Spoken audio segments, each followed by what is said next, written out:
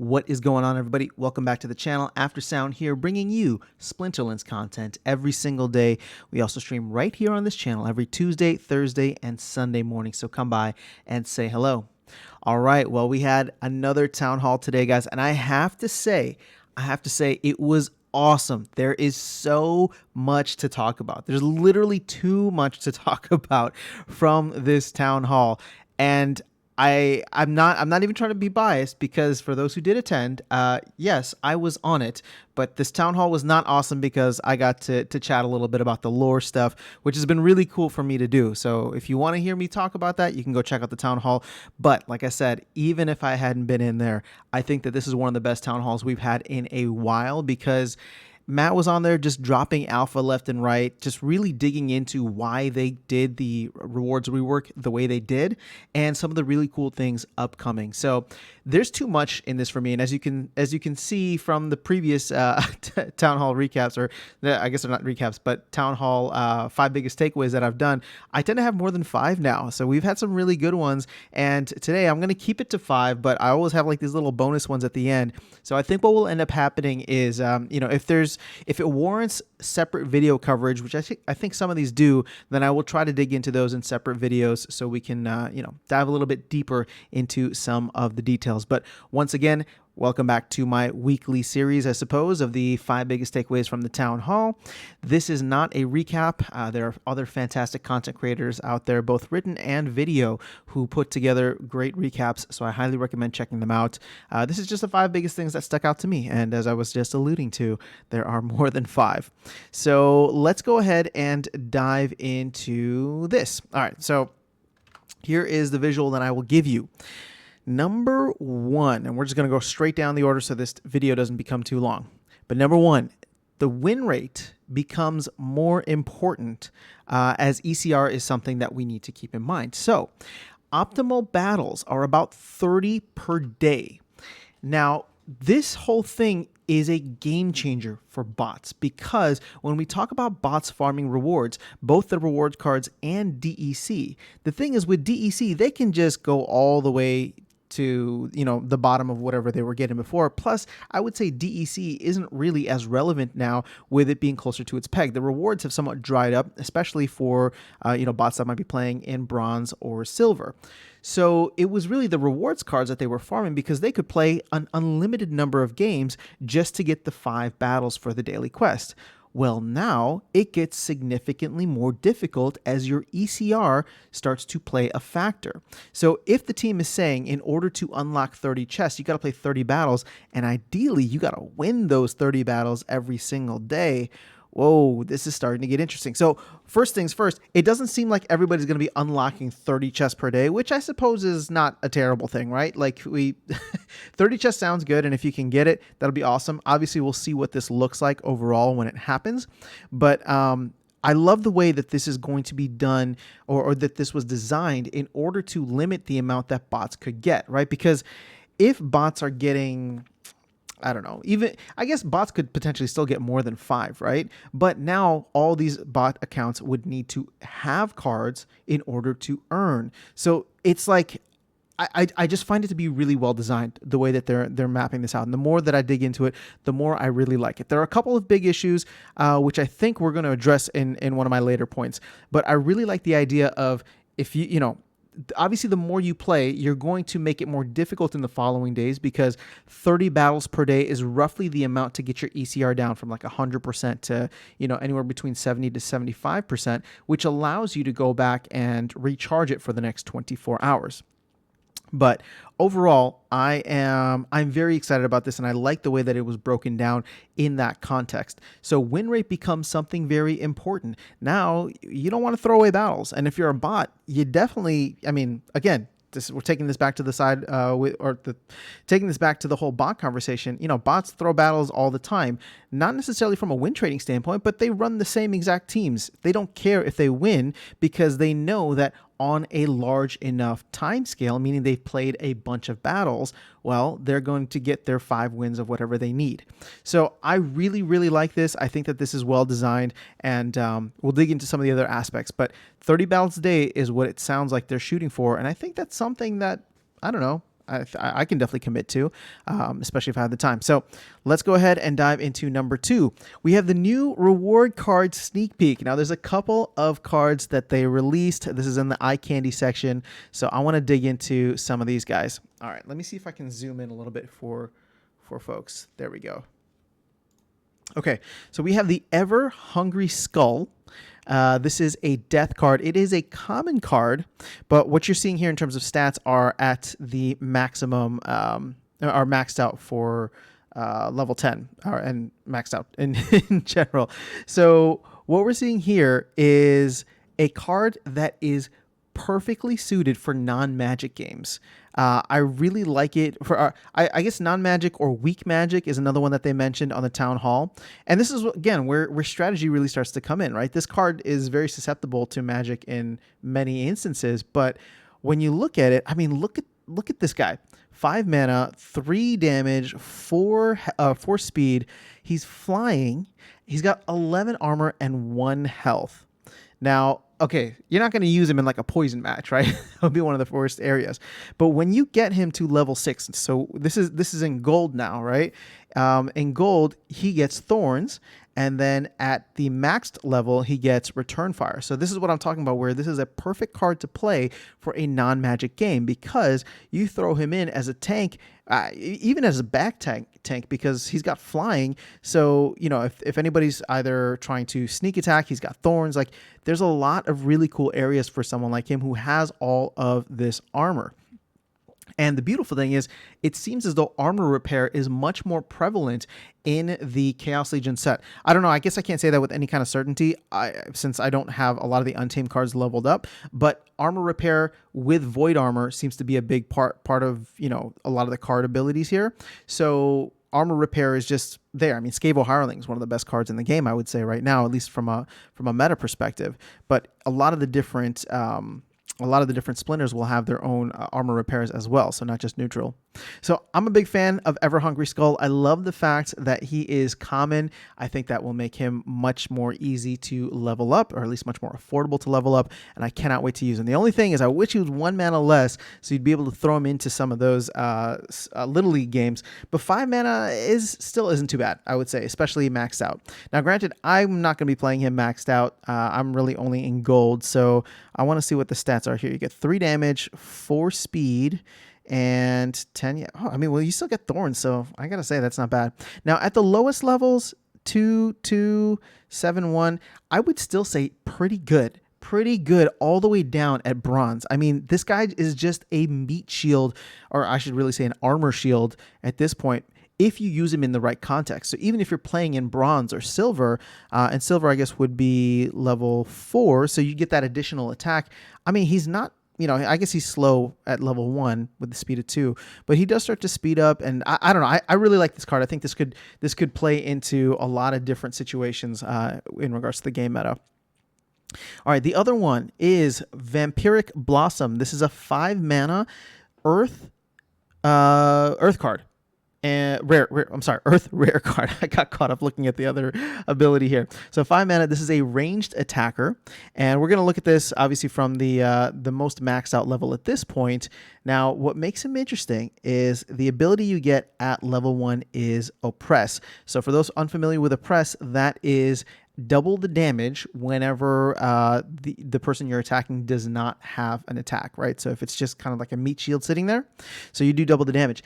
Now, there's also, once you get to level 4, which is technically silver, you get Death Blow, which is double the damage for I guess the last creature. Yes. So the last creature there. And then all the way at level 8, which is maxed out, you get immunity. So the specific instance where this was cited to be of use was if you are fighting against a llama cube, for example, right? So if you've ever faced a llama cube, it's so annoying because these things have like 20 something health by the end of the game, and they can just heal their way out of any situation. Plus they get cleansed. It's awful. It sucks. So with someone like him, especially if you get him all the way maxed out, and again, you'd have to be playing in Diamond Plus for this, you'd have somebody immunity, so you wouldn't have to worry about poison. You'd have somebody who has oppress, so now they're doing double damage for that, as well as death blow, so double damage. So this guy could technically be doing 12 damage per turn to a Llama Cube, which is quite a bit and would definitely win you the game. So I really like this card. I think that this is something that will be interesting, especially in the front fire games. I forgot what the rule set is, but where the ranged attackers can attack from the front. So this is definitely something to keep an eye on. I like it. Again, both of these cards are only for specific situations, but I really appreciate that, because as the cards get more specific and more niche with what they can do, it really comes down more to strategy. You can't just spam a Jotun. You can't just spam a Lamacron, right? In many situations, which used to be the case, especially at the lower leagues. Now there's a lot of strategy that comes in. And, this is one of the things that I think, people get kind of lost on when it comes to bots, right? Like, yeah, bots will always be there. But as the game meta starts to really get more complex, things like this and cards that have unique abilities and can be used in certain situations, like a bot's not going to be thinking through all that. And it'll be a while, I think, before bots are programmed to be able to do or think through all of that. So very exciting to see those cards. Glad we got to get a sneak peek of them. And yeah, let's move on to number 3. So this is a nice little sentiment here that Matt mentioned. So the goal of this was to make the higher levels, the rewards for higher levels, worth it. And I think they did a really good job, because of the fact that now you're going to get this token multiplier. And I've spoken about that previously, where you get a ton more DEC at the higher levels, as well as the higher drop rates for gold foil and legendary cards. So the thing that Matt was referencing in this is the fact that people are not as focused on, or I guess it was more so, it wasn't worth it, right? A lot of people would try to level up at the end of the season, and they would rent a ton of power or whatever the cases are, or get delegate. I guess delegation really isn't the thing, but like they would rent a bunch of power and try to get to the highest league and level that they could for more rewards. And then you open your rewards and every single chest is the same. So it's just not really worth it. I mean, if you just saw, I opened my this is my second time getting a champion. I opened my chests and I got a good amount of DEC, so I want to recognize that I did get that. But I didn't get any packs, I didn't get any legendaries, I didn't get any epic cards, I didn't get any gold foil cards, right? And I opened 80 chests. So sure, yeah, I shouldn't be crying about the fact that I got like 14k DEC. But the point of the matter is that you will be getting higher drop rates as well as higher DEC the higher up you go. So it does make it better of an experience when it comes to rewards. And I really like that is the focus now, and that they were zeroing in on that. Because the truth of the matter is, one of the things that they also talked about, which I made a video about already, was the end of season rentals being fixed. So now all of a sudden, not only is end of season going to be this massive rush for rentals, but during the entire process, during the entire season, like, you will be incentivized to get up to the higher leagues and play if the rewards are worth it, right? So that remains to be seen. We'll see what the drop rates end up actually looking like. But from a mathematical standpoint, a lot of the analysis that I've seen already makes sense, right? So we'll have to see again how the rental market looks. But if you have the deck for it, if you are able to compete, this is going to make the meta of the game meta, right, even more complicated, because now it's like, well, I want to make sure I stay in whatever league I should be in, and only move up if it makes sense. And hopefully, with the way that the rewards are structured, it will make sense to rent a couple extra cards, or to buy a couple of extra cards, whatever the case is, in order to start playing at those higher levels. So that remains to be seen. We'll see how it goes. Obviously, everybody's got rose-colored glasses on right now because everything looks good on paper, but we will see what that actually plays out to be, or how it plays out once we get to the actual launch here. Okay, number 4. This is, I think, an important thing that I'm glad that they addressed head on. And the truth of the matter is, there's a lot of uncertainty. Now, I said knee-jerk reaction, right? Everybody's getting 30 chests a day and 150 chests at the end of the season. Like, reward cards are just going to be flooding the market. It's going to be raining cards everywhere.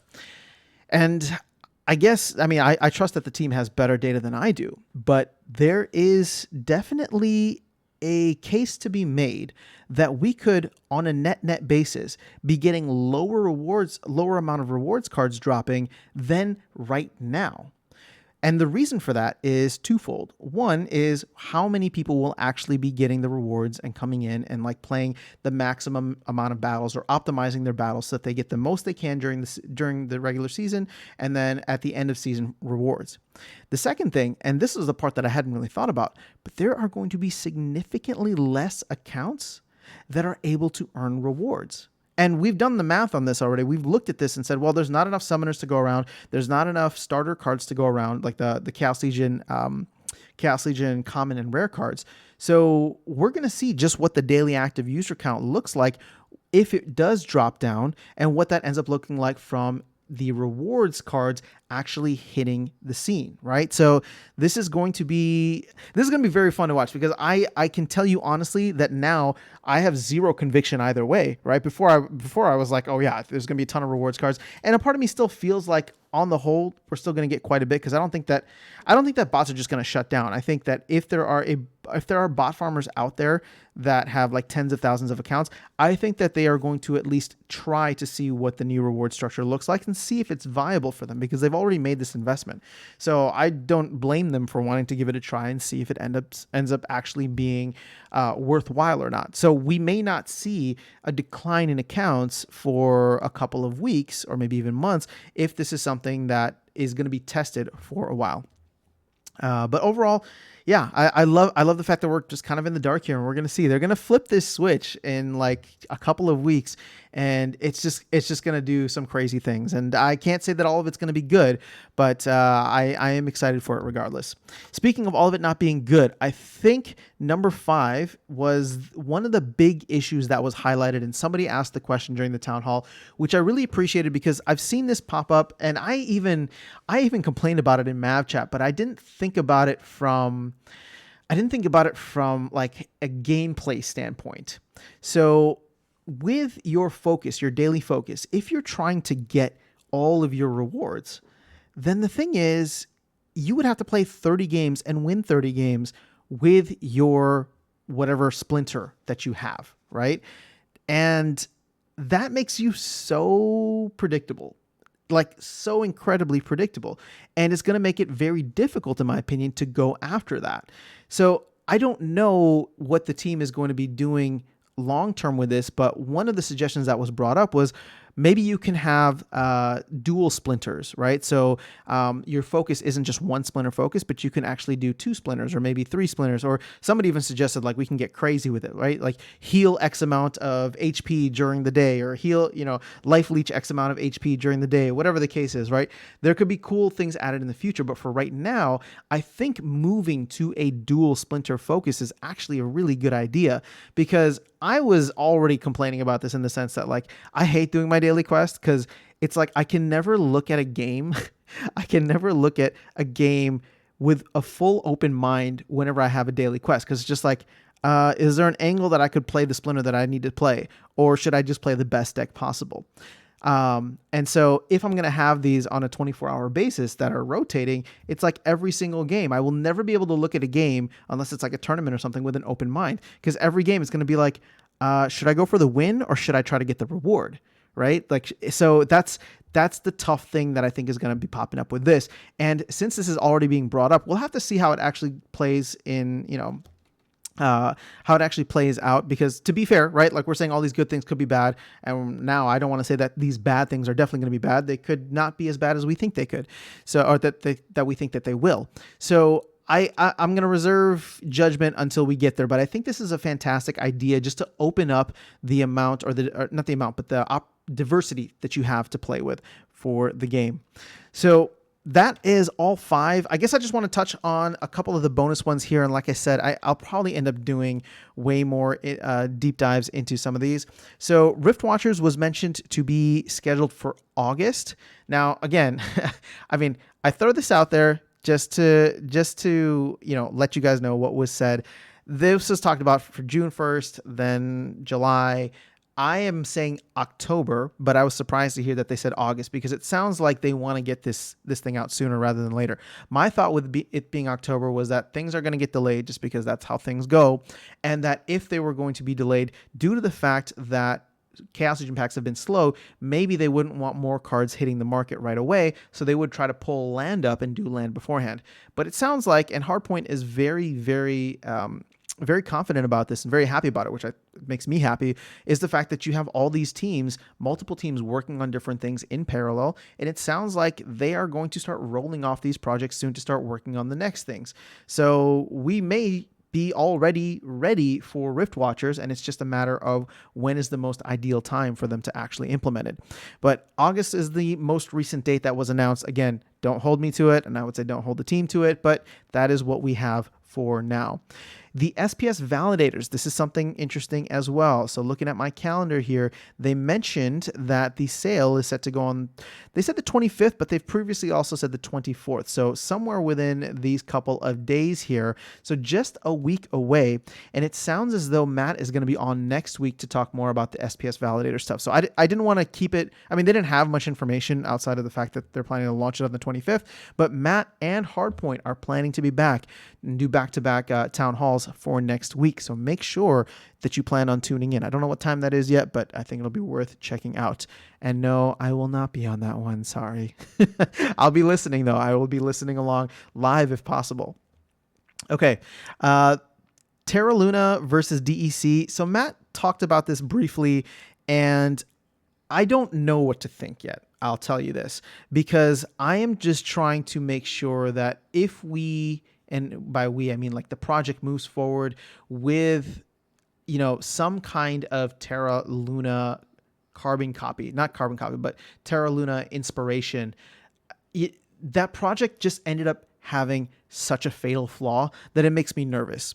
So, for example, what I'm going to tell you right now is really the only thing that was mentioned in the town hall, and that is at a certain point in time, as the demand for DEC grows, what the team doesn't want necessarily is for the demand for DEC growing to be people buying DEC off the markets necessarily, right? Which is an interesting thing because that's exactly what happened with the airdrop. So now as more people use DEC to potentially level up their guilds or to buy packs, right? Chaos Legion packs or whatever the case ends up being, if the demand goes too high, well, then they start to print more and we get into this kind of virtuous upcycle with DEC, which is what happened, right? But that's only if the demand goes up. Eventually, it will want to come back down to its soft peg. So the other way that it sounds like they are thinking about this is if people want DEC, they can burn $1 worth of SPS and mint 1,000 DEC. This is going to make things way more complicated, in my opinion, because the system can become inflated very, very quickly. Now, keep in mind, DEC is an inflationary mechanism. Yes, it is soft peg, but SPS is not. So here's where it gets interesting. And I haven't thought through this fully yet and would love to get some folks' opinions in the comments. But I, to a certain extent, am okay with burning SPS, $1 worth of SPS for 1,000 DEC, right? That's what the peg value should be. The only problem is if there is a mechanism to reverse it, where at some point you could always burn 1,000 DEC for $1 worth of SPS. I think that could get us into a terrible cycle where SPS would become inflationary. And that is a big problem for me. So what am I talking about? Here's the speculative attack that I see happening. And again, I'm going to try and think through this more and maybe put together a separate video for it. But if someone were to say, buy a crap ton of DEC off of the market, that would drive the value of DEC up, right? So imagine somebody comes in and buys a ton of DEC and all of a sudden DEC's value goes up to like 0.002, 0.003. So it's like 2 or 3x the value. In that moment, depending on how quickly they could work, could they then take that DEC and then burn it for SPS? Because now all of a sudden we're printing a ton more DEC, right? So now we're printing 3 million DEC a day versus 1 million DEC a day. And now you're going to have this kind of inflationary force of DEC start to affect SPS because we can print we can print unlimited amount of DEC if you think about it. If somebody pushes the peg back 15x, we're going to be getting 15 million DEC per day. That's valued super high. And all of a sudden now people can take that, burn it back for SPS. We are going to have way more than 3 billion SPS. So that's the problem that I can see, right? So Matt was saying that the downfall for the Terra Luna project was having a death spiral.